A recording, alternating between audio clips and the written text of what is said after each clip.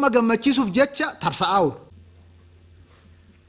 Tokko immoo nyaaran qabu hin kijibuu miti hin tarsa'a. Tokko asitti hojiitti kenninee hojii karatti godhan wallaalanii mataaf luka hojii gaggaragalchanii gaafa asii bahan tarsa'aa oolu. Hayyuu maal jedhama tokko amala indaaqoo qaba. Indaaqoon midhaan sassaabdeetti kennite nyaachuudhaaf jalqaba bittinneessiti. Uummanni Oromoo qabsaa'ee qabsoosa 4 kiiloo erga galchee booda qabsoo Oromoo bittinneessanii Gidaamii fi Mooyyaalee fi Sololotti galchuu barbaadu bittinneessanii.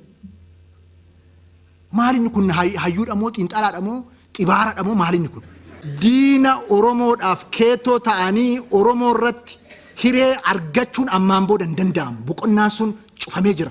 Oromoon aarsaaf lafee kaffaleen aarsaa qaalii guyyaatti kaffaleen boqonnaa san ofirraa cufee jira. Lammataa boqonnaan bitamuu nama biraa jalatti jiraachuun irraa cufamee jira.